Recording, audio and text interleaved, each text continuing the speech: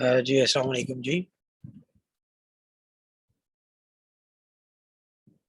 Today the topic of discussion is testing of hypothesis about population proportion। तो इससे पहले हम लोगों ने जो पहले लेक्चर्स थे उनमें हम लोगों ने testing of hypothesis about population mean देखी थी, in which we studied two cases. One is when we have population standard deviation known, and when we do not know about the information about population standard deviation. तो हमने पढ़ा था, सीखा था कि जब हमारे पास पॉपुलेशन स्टैंडर्ड एविएशन की इंफॉर्मेशन जो है वो मौजूद होती है, पता होता है हमें, तो हम जो है वो नॉर्मल डिस्ट्रीब्यूशन यानी कि जेड डिस्ट्रीब्यूशन लगाते थे टेस्ट स्टेटिस्टिक्स में। ठीक है, प्रोसीजर हमारा ये होता था कि हम सबसे पहले अपना नल और अल्टरनेटिव हाइपोथेसिस जो है वो फॉर्मुलेट करते थे। अब फिर दूसरे स्टेप पे जो हमें लेवल ऑफ सिग्निफिकेंस था वो हम लोग लिखते थे। तीसरे स्टेप में हम लोग टेस्ट स्टेटिस्टिक्स लगाते थे, बेसिकली कि वो कौन सा फार्मूला है जिसकी बेस के ऊपर हम लोग अपनी सिचुएशन जो है वो सॉल्व करेंगे। ठीक है, तो जब हमारे पास पॉपुलेशन स्टैंडर्ड डेविएशन की इंफॉर्मेशन मौजूद होती थी, ये हमें पता होता था, तो हम उधर टेस्ट स्टेटिस्टिक्स में जो है वो जेड वाला फार्मूला यानी कि नॉर्मल डिस्ट्रीब्यूशन का फार्मूला लगाते थे। चौथे स्टेप में हम उनके अंदर वैल्यूज रख के उनकी कैलकुलेशन कर लेते थे। पांचवें स्टेप के अंदर हम लोग क्रिटिकल रीजन या आप पी वैल्यू के थ्रू उसके ऊपर डिसाइन कर लेते थे। ठीक है जी। इसी तरह हम लोगों ने जब हमारे पास पॉपुलेशन स्टैंडर्ड डेविएशन की इंफॉर्मेशन मौजूद नहीं होती थी तब सीखा था। प्रोसीजर उसका भी वही था कि पहले स्टेप में आप क्या करते थे, आप नल और अल्टरनेटिव हाइपोथेसिस जो है वो बनाते थे। दूसरे स्टेप में आप क्या करते थे, आप लेवल ऑफ सिग्निफिकेंस लिखते थे। तीसरे स्टेप में अब आप टेस्ट स्टैटिस्टिक्स लिखते थे। अब क्योंकि हमारे पास पॉपुलेशन स्टैंडर्ड डेविएशन की इंफॉर्मेशन मौजूद नहीं होती, हमारे पास सैंपल की इंफॉर्मेशन मौजूद होती है, सैंपल स्टैंडर्ड डेविएशन की, तो हम क्या करते थे, टी डिस्ट्रीब्यूशन लगाते थे। ठीक है, चौथे स्टेप में आप अपने फार्मूला के अंदर वैल्यूज प्लेस करके आप कैलकुलेशन कर लेते थे। पांचवें स्टेप में आप क्रिटिकल रीजन या आप पी वैल्यू के थ्रू उसके ऊपर रिजल्ट बना लेते थे। आज हम लोग बात करेंगे testing of hypothesis about population proportion के हवाले से। ठीक है, तो इसमें भी अब जहां पे हम लोग मीन को टेस्ट कर रहे थे, अब हम लोग बेसिकली प्रपोर्शन को टेस्ट कर रहे हैं। तो इसके भी पॉसिबल जो है वो तीन ही हाइपोथेसिस, नल और अल्टरनेटिव हाइपोथेसिस जो है वो जनरेट होंगे। जैसे कि आप लोग देख रहे हैं, पहला जो हाइपोथेसिस है that is H naught P greater than equal to P naught, H A P less than P naught. P naught जो है वो स्पेसिफिक कोई वैल्यू होगी जिसके अगेंस्ट हम लोग ये चेक कर रहे होंगे।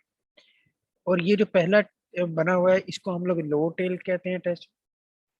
फिर जो दूसरा है वो that is H naught P less than equal to P naught and H A P greater than P naught. ये इसको हम लोग अपर टेल के टेस्ट कहते हैं। और ये जो दोनों टेस्ट हैं ये आपके वन टेल्ड टेस्ट होते हैं। ठीक है, और जो तीसरा है that is H P is equal to P naught and P is not equal to P naught. ठीक है, that is two tailed test.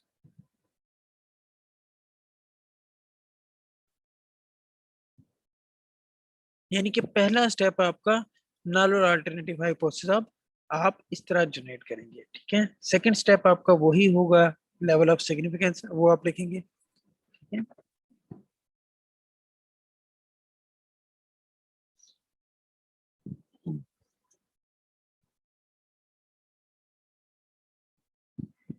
तो let us consider an example involving a situation faced by Pine Creek Golf Course. Over the past a year, 20% of the players at Pine Creek were women. In an effort to increase the proportion of women players, Pine Creek implemented a special promotion designed to attract women golfers. 1 month after the promotion was implemented, the course manager requested a statistical study to determine whether the proportion of women players at Pine Creek had increased. Okay.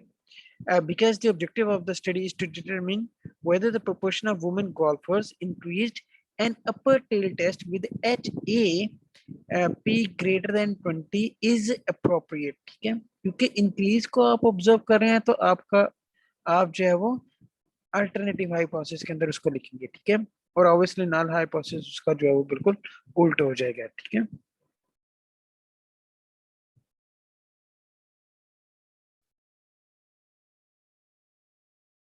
अच्छा देखें, इसमें होगा क्या, अगर तो आपका H not जो है वो रिजेक्ट हो जाता है, that means the test results will give statistical support for the conclusion that the proportion of women golfers increased and the promotion was beneficial।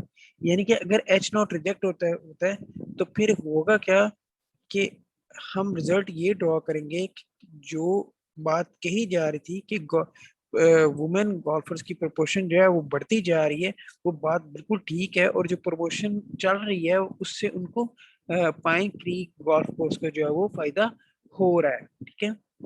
और अगर एच नॉट आपका रिजेक्ट नहीं होता, एक्सेप्ट हो जाता है, तो इसका मतलब है कि जो प्रमोशन यानी कि जो वुमेन गोल्फर्स की प्रमोशन है वो बढ़ नहीं रही और जो प्रमोशन है उसका कोई फायदा नहीं हो रहा, ठीक है। अब पहला स्टेप आपने बना लिया, नल अल्टरनेटिव हाइपोथेसिस आपने डेवलप कर ली। दूसरा स्टेप आपका लेवल ऑफ सिग्निफिकेंस है जो कि आपको 0.05 दिया है। अब तीसरा जो स्टेप है दैट इज टेस्ट स्टैटिस्टिक्स, ठीक है, वो आप लगाएंगे आप। तो बेसिकली आपका टेस्ट स्टैटिस्टिक है Z distribution, that is P bar minus P naught divided by sigma P. अब सिग्मा पी की वैल्यू क्या होती है, P naught 1 minus P naught divided by N का पॉजिटिव स्क्वायर रूट, ठीक है। तो आपका जो टेस्ट स्टैटिस्टिक्स है वो बेसिकली बन क्या जाएगा, that is test statistic for hypothesis test about population proportion, that is Z is equal to P bar minus P naught divided by P naught 1 minus P naught over N, और नीचे वाले का आपका positive square root आ जाएगा, ठीक है। चौथे step के अंदर आप कैलकुलेशंस करेंगे, ठीक है, वैल्यूज प्लेस करेंगे, कैलकुलेशन करेंगे, और पांचवें स्टेप में आप अपना जो है वो पी वैल्यू या क्रिटिकल रीजन की बेस के ऊपर आप रिजल्ट ड्रॉ कर लेंगे, ठीक है। तो ये देखें, ये आपको मैं समरी बताता हूँ तीनों टेस्ट के हवाले से। अगर आपका लो टेस्ट होगा दैट इज आपके अल्टरनेटिव हाइपोथेसिस में लेस देन का साइन है, second step would be your level of significance, the third step would be test statistics, that is z is equal to p bar minus p naught divided by p naught 1 minus p naught divided by n positive square root. The rejection rule will be same if you are going for the p value, that is you can reject your null hypothesis if p value is less than equal to alpha, और critical region z का जो है वो z less than equal to minus z alpha, ठीक है। Then in upper tail test आपका अगर upper tail test जो है अल्टरनेटिव हाइपोथेसिस में ग्रेटर का साइन होगा तो आपका अपर टेल टेस्ट होगा। Second step would be level of significance, third step would be your test statistics, that is z is equal to p bar minus p naught divided by p naught 1 minus p naught divided by n positive square root, और p value के through इसका जो rejection rule है वो यही है, reject H naught if p value is less than equal to alpha, और critical region के थ्रू आपका reject H naught if z greater than equal to z alpha. और जब आप टू टेल टेस्ट करोगे तो उसमें आपका अल्टरनेटिव के अंदर नॉट इक्वल टू आएगा, सेकेंड स्टेप आपका लेवल ऑफ सिग्निफिकेंस रहेगा, थर्ड स्टेप आपका टेस्ट स्टैटिस्टिक्स होगा, that is z is equal to p bar minus p naught divided by p naught 1 minus p naught divided by n square root, और rejection rule वही रहेगा p reject H naught if p value less than alpha. इसमें critical value approach में इसका दोनों साइडों पे बनेगा, और reject H naught if z less than equal to minus z alpha by 2 और z greater than equal to alpha by 2। तो इसमें आपका टू टेल टेस्ट में अल्फा बाय 2 हो जाता है, ठीक है। तो हम लोग कोई क्वेश्चन देखते हैं, क्वेश्चन नंबर 37 देखिएगा। अ study found that in 2005 12.5% of US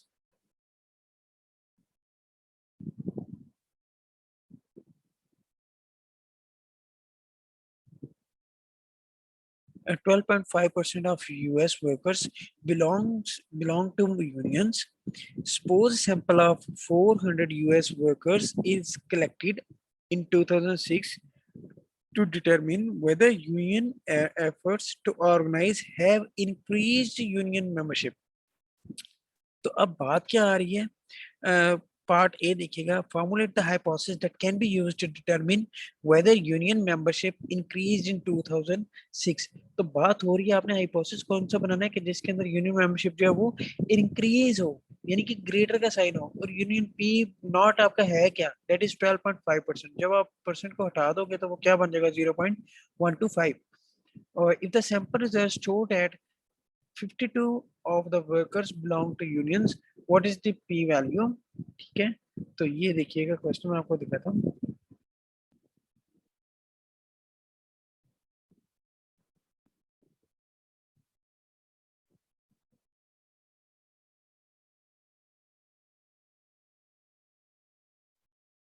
तो आपने सबसे पहले क्या किया, आपने नल और अल्टरनेटिव हाइपोथेसिस बनाया, क्योंकि हमें बात की थी इंक्रीज के हवाले से, इस वजह से हमारा H1 जो है वो ग्रेटर का साइन के साथ आ जाएगा. सेकंड स्टेप आपका लेवल ऑफ सिग्निफिकेंस, ये 12.5% था, तो हमने क्या किया, इसको जब परसेंट को हटाया, इस वजह से ये 0.125 बना है. ठीक है, तीसरा स्टेप आपका क्या आया, Z P bar minus P naught over P naught 1 minus P naught divided by N. अब जो पी बार था वो ये z के आगे जो है ना फॉर्मूला के अंदर ये p बार है. ठीक है, मेरे से मिस्टेक हुई है. ठीक है, p बार आपका निकलेगा s x over n. x आपका क्या है जिसके अंदर आप इंटरेस्ट रखते हो, वो 52% है, डिवाइडेड बाय n जो है वो आपका 400 है, वो आ जाएगा 0.13. कैलकुलेशन करेंगे, आपने क्या किया, सिर्फ वैल्यूज प्लेस की, आपके पास आंसर आ गया 0.302. ठीक है, काइंडली इस आंसर को चेक कर लीजिएगा. ठीक है, ये कैलकुलेशन ठीक हुई है या नहीं. दोबारा पांचवा स्टेप आपका क्रिटिकल रीजन, क्योंकि हमारा जो है वो आप देखें अल्टरनेटिव हाइपोथेसिस के अंदर ग्रेटर का साइन है, इस वजह से आपके क्रिटिकल रीजन के अंदर भी ग्रेटर देन इक्वल टू को आ जाएगा. Plus Z alpha, Z alpha की वैल्यू 0.055 है. जब उसको एरिया टेबल पे देखा जेड के अंदर, तो हमारे पास वैल्यू आ गई 1.96. तो हमने ग्राफ बनाना बहुत इंपॉर्टेंट है, 1.96 से आगे वाली जो वैल्यू है वो क्रिटिकल रीजन है. ठीक है, इसका मतलब है कि जो आपकी ये कैलकुलेटेड वैल्यू है 0.302, अगर तो ये यानी कि 1.96 से आगे वाली अगर फर्ज करें ये कैलकुलेटेड वैल्यू हमारे पास 2 पॉइंट समथिंग आ जाती है, तो वो क्योंकि 1.96 से आगे है तो वो क्रिटिकल रीजन में फॉल कर रही है, इसका मतलब है रिजेक्ट एच नॉट. अगर वो क्रिटिकल रीजन में वैल्यू कैलकुलेटेड वैल्यू फॉल नहीं कर रही, तो इसका मतलब है एक्सेप्ट एच नॉट. तो हमारी वैल्यू जो है वो 0.302, वो क्योंकि क्रिटिकल रीजन में फॉल नहीं कर रही, तो that means as the calculated value of z, that is 0.302, does not fall in the critical region, वो critical region के अंदर fall नहीं की, so we do not reject our null hypothesis, that is h not p less than equal to 0.125. इसका मतलब है कि हम लोग अपना null hypothesis जो है वो reject नहीं कर रहे. इसका मतलब ये हुआ कि हम लोग अपना null hypothesis क्या है वो accept कर रहे हैं. ठीक है,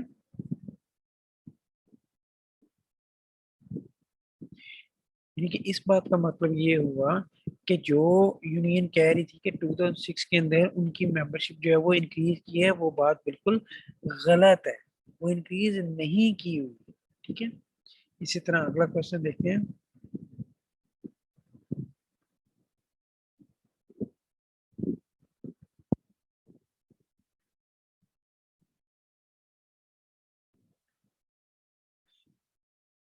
क्वेश्चन नंबर 38 देखते हैं.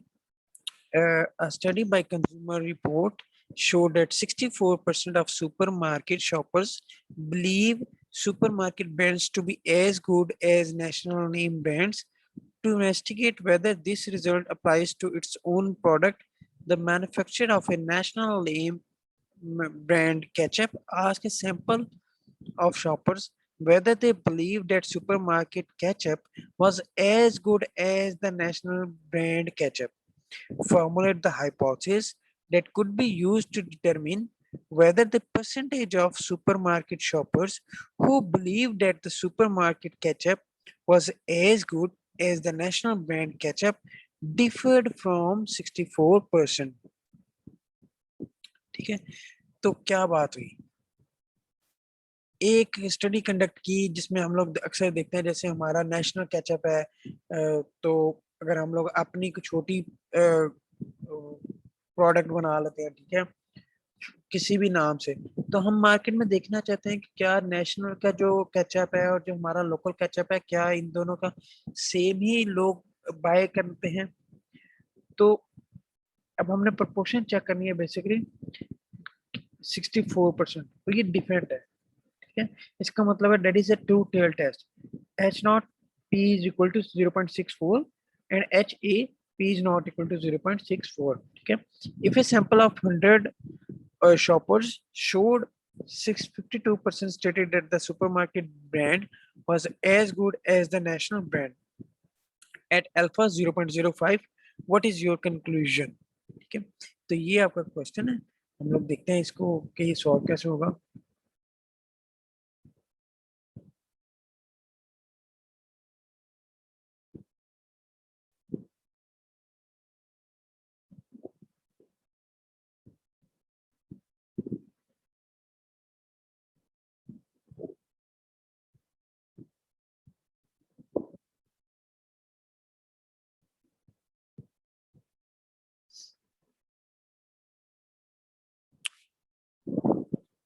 तो ये देखिएगा, हम लोगों ने अपने हाइपोथेसिस बना ली है, 64% था, डेट इज 0.64। डिफरेंट का वर्ड यूज हुआ था, इस वजह से हम लोगों को आइडिया हुआ कि ये टेस्ट टू टेल टेस्ट है। Second step would be level of significance, that is 0.05। Test statistics z is equal to p bar minus p naught, p naught 1 minus p naught divided by n। मेरे से ये mistake हुई हुई है, p जो सादा p है उसके ऊपर बार है, और p जो है वो p बार किस तरह कैलकुलेट होगा, x over n, that is 52 divided by 100, that is 0.52। आप चौथे स्टेप के अंदर कैलकुलेशन करेंगे, आपके पास आंसर आ जाएगा -2.5, ठीक है। तो अब देखें, क्योंकि हमारे पास टू टेल टेस्ट है, तो आपका दो क्रिटिकल रीजन्स बनेंगे, एक माइनस के साथ, एक पॉजिटिव के साथ, और आप अल्फा बाय 2 के साथ जाएंगे, ठीक है। तो माइनस में वैल्यू हमारे पास -1.645 आ गई, पॉजिटिव में वैल्यू हमारे पास 1.645 आ गई। तो हमने अपने ग्राफ के ऊपर बना ली है। अब देखें, चाहे नेगेटिव वैल्यू माइनस यानी कि 2.5 जो है वो -1.645 से बड़ा है, तो तब भी आपका रिजेक्ट हो जाएगा। अगर आपका कोई पॉजिटिव वैल्यू 1.645 से आ जाती है, तो तब भी आपका एच नॉट जो है वो रिजेक्ट हो जाता है। अगर इन दोनों के दरम्यान में वैल्यू आ जाए तो तब आपका एक्सेप्ट होगा, अदरवाइज जो है वो आपका रिजेक्ट हो जाएगा। तो इस सिचुएशन में देखें हमारे पास क्या है कि क्योंकि हमारी कैलकुलेटेड वैल्यू जो है दैट इज -2.5, वो हमारे क्रिटिकल रीजन के अंदर यानी कि -1.645 से बड़ी है, और वो क्रिटिकल रीजन में फॉल कर रही है, तो हम क्या करेंगे, अपना एच नॉट जो है वो रिजेक्ट कर देंगे। तो उसको कंक्लूजन में लिखेंगे कैसे, as the calculated value of z that is equal to -2.5 falls in the critical region, so we reject our null hypothesis। और हमारा null hypothesis basically था क्या, h naught that is p is equal to 0.64, और h naught reject हो जाएगा तो accept कौन सा हो जाएगा, and accept h1 that is p is not equal to 0.64, ठीक है। तो इस तरह, अब अगला क्वेश्चन देख लेते हैं।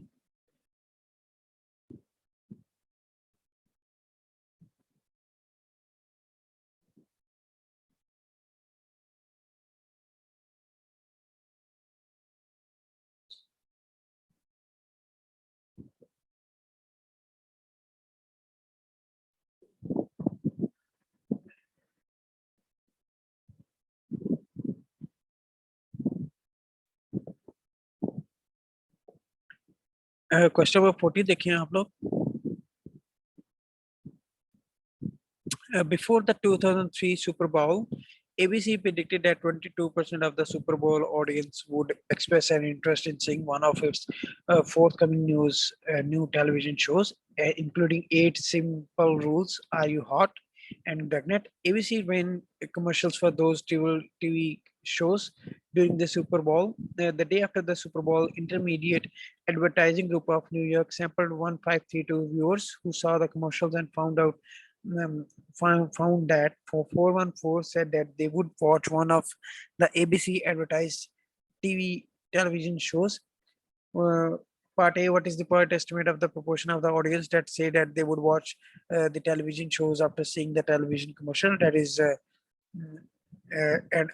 at alpha. Determine whether the intent to watch the ABC TV television shows significantly increased after seeing the TV commercials. Formulate the hypothesis, compute the p value.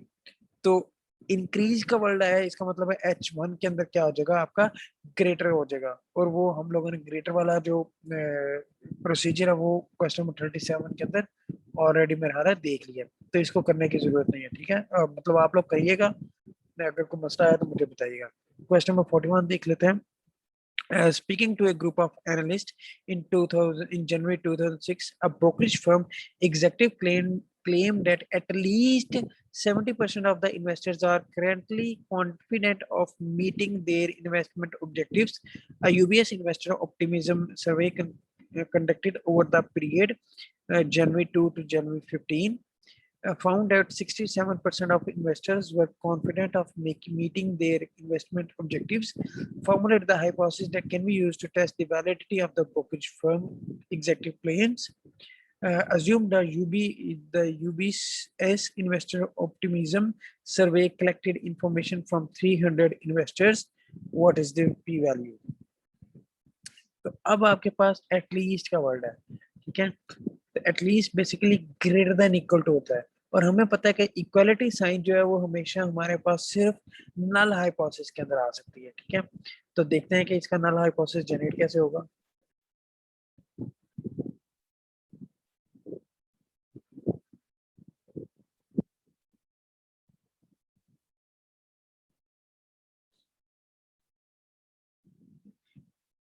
आपका इस तरह जनरेट होगा, H0P greater than equal to 0.70 at least, और alternative इसका less than हो जाएगा। ठीक है, सेकंड स्टेप आपका लेवल ऑफ सिग्निफिकेंस है। ठीक है, test statistics P bar minus P0 1 minus P0 और n। P जो था वो हमारे पास 0.67 था, आपने कैलकुलेशन की -1.13 आ गया। अब आप देखिए आपका, क्योंकि अल्टरनेटिव हाइपोथेसिस में लेस का साइन है, इसीलिए आपका क्रिटिकल रीजन नेगेटिव साइड में बनेगा, दैट इज -1.696। तो अब देखें आपकी जो कैलकुलेटेड वैल्यू -1.13 वो क्रिटिकल रीजन में फॉल नहीं कर रही, वो लेस है -1.96 से। So as a calculated value of Z that is -1.13 does not fall in the critical region, so we do not reject our null hypothesis। ठीक है, that is HP greater than equal to 0.70। तो यानी कि वो जो claim कर रहे थे 70% का, वो क्लेम जो है वो एक्सेप्ट हो गया, वो बात बिल्कुल ठीक कर रहे थे। ठीक है,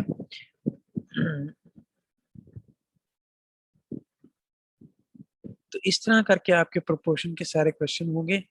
आप लोग क्या करेंगे, 3 क्वेश्चन मैंने करवा दिए हैं। ठीक है, आप लोग जो है वो नेक्स्ट क्वेश्चन जो है वो जो रिमेनिंग क्वेश्चंस रह गए हैं, ठीक है, ये जो क्वेश्चंस वेब फाइल के साथ है इनको आप लीव कर दें, क्योंकि इनका डाटा अवेलेबल नहीं है। ठीक है, बाकी जो क्वेश्चंस रह गए हैं वो इंशाल्लाह आप करें।